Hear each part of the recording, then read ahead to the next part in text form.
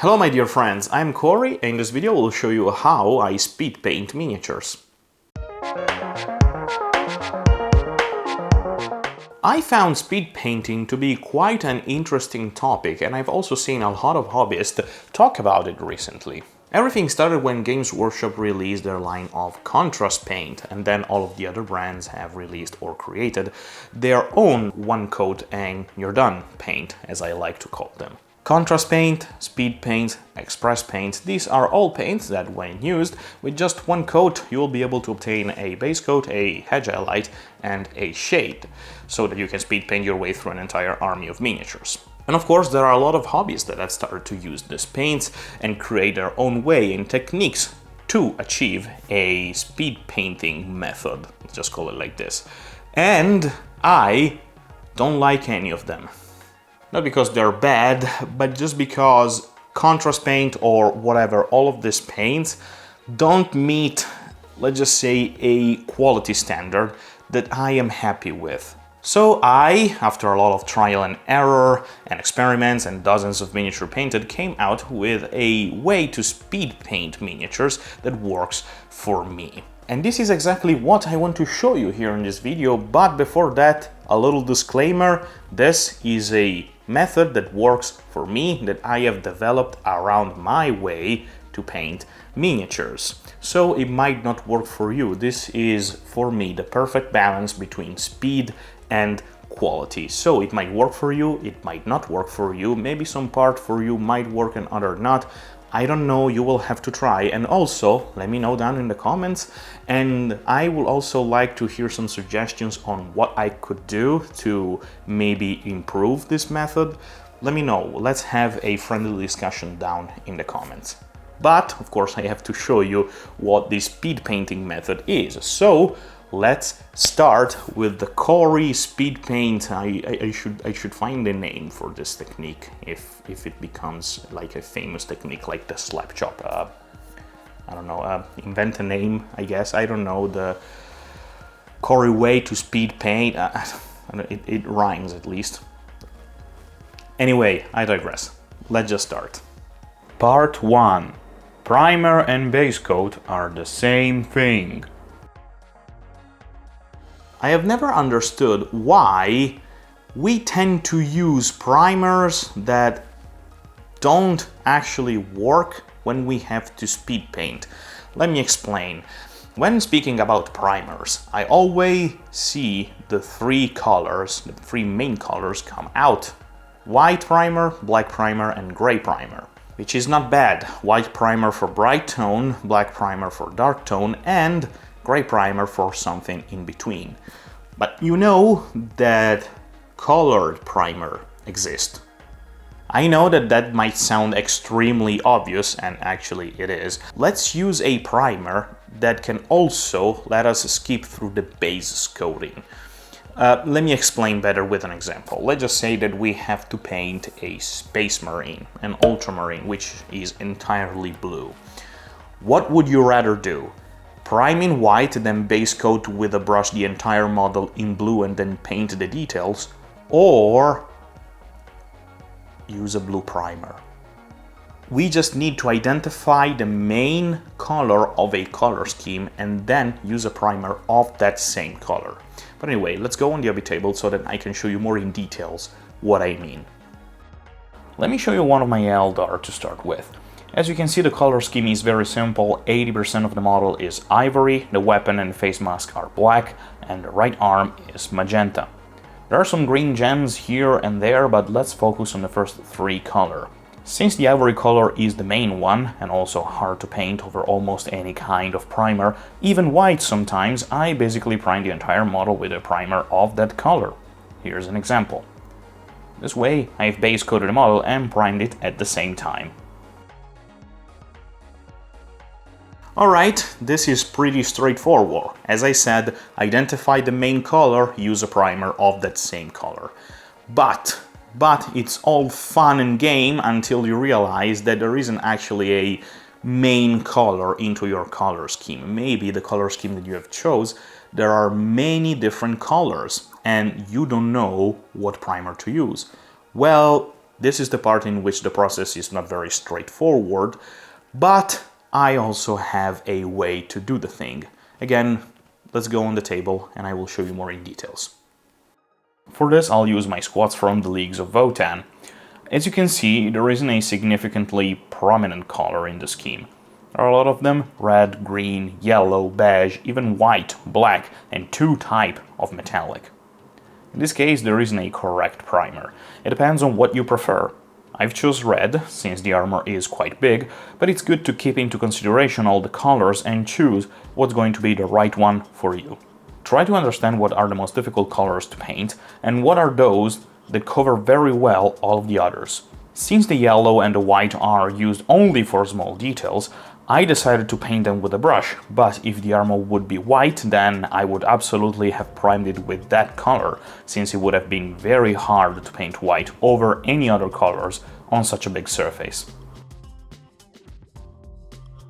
As I said a minute ago, it's not exactly a very straightforward process to do the thing.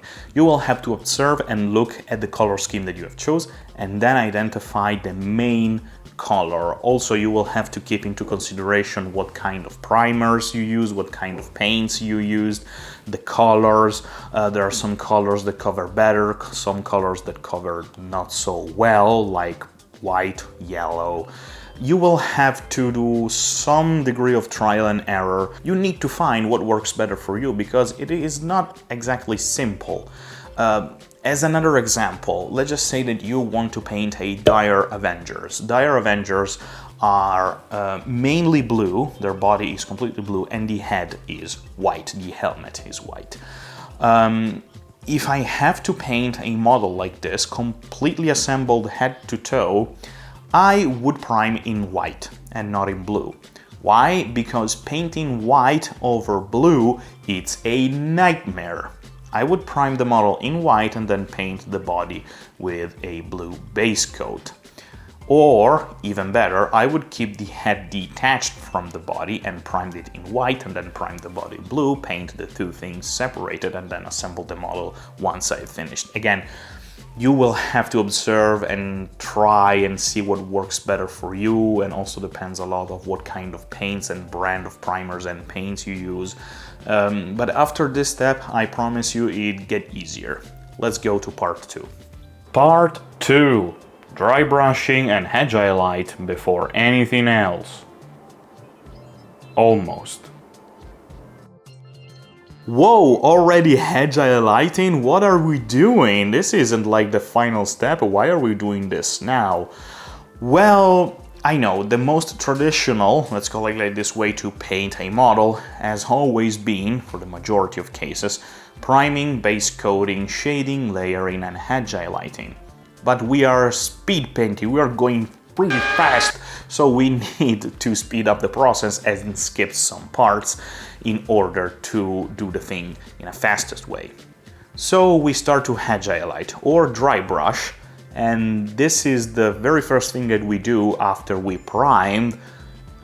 Almost. I will explain you the almost part in a minute. For now, let's go on the hobby table, let's take a look at the Eldar that I've shown you before, so that I can explain you in details what I mean. With this Eldar, it is best to dry brush the entire model, since the ivory is covering almost its entirety. I'm using white as a highlight for the ivory, but for any other color you'll have to mix it with a little bit of white in order to obtain its brighter version.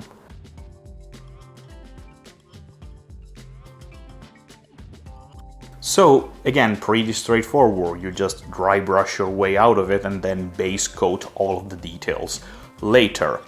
But what if dry brushing and to be detrimental for what we want to do? What if dry brushing could actually prolong the amount of time that we would spend painting a model? Well, the squats come back again as an example. Let me show you what I mean.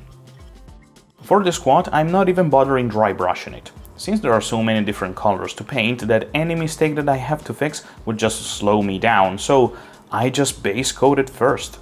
I'm just taking my time and painting all the parts of the model.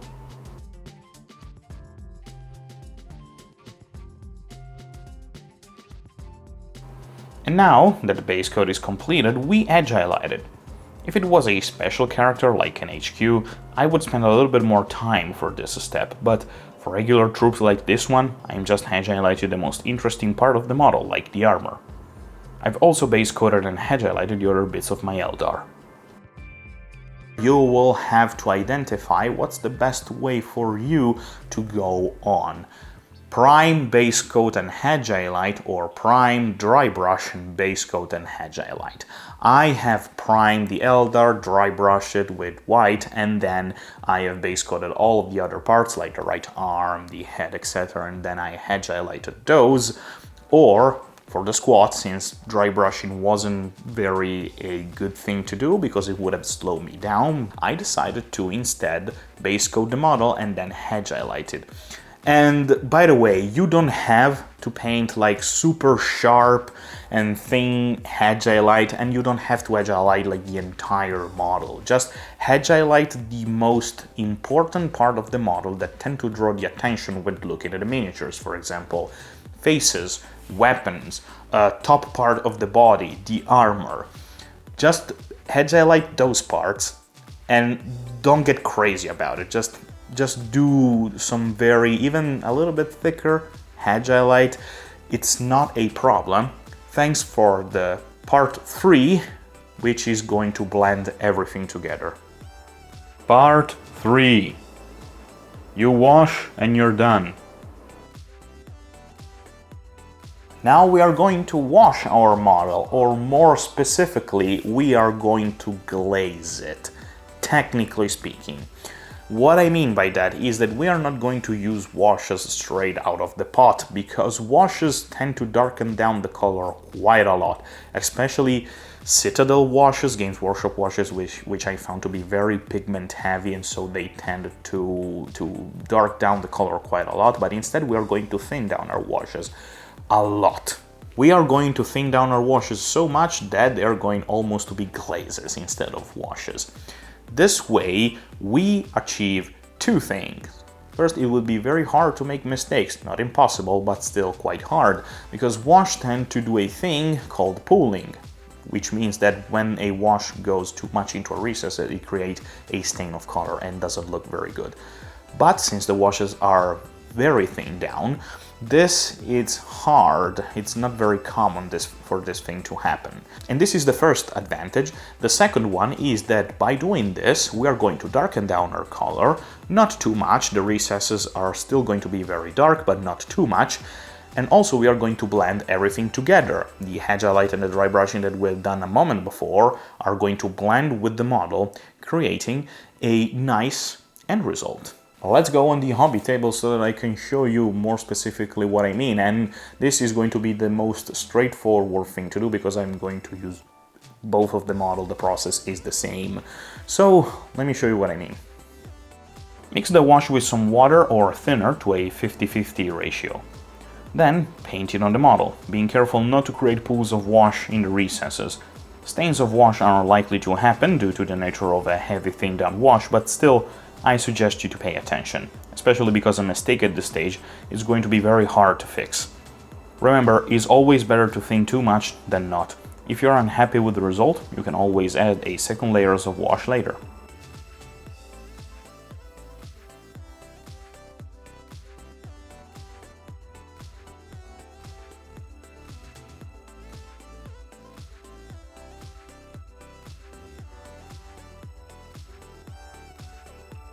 And you're done. Finished. You don't have to do anything else. Or rather, you can do more stuff, you can focus more into details and improve the paint scheme, but you don't have to do that. But I still suggest you to at least paint the base of the model.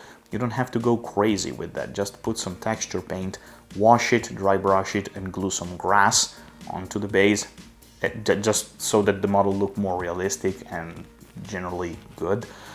But you don't have to do anything else after that. You can focus more into details. For example, my Eldar, I have painted the gems of the model, but I leave it as it is.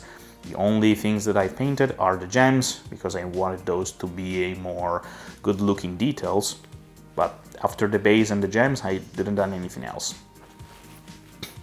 Or you can go completely crazy and do a lot of chipping and weathering like my squat. I have done a lot of weathering with this model. I have dry brushed a lot of silver. I have, with a sponge, created some stain of mud onto the armor. From now on, you decide. You can leave it as it is, or you can paint more details. But let me know down in the comments what you think about this technique, if it is a good way to speed paint models, or it is not for you, and also let me know any suggestion or what would you do instead.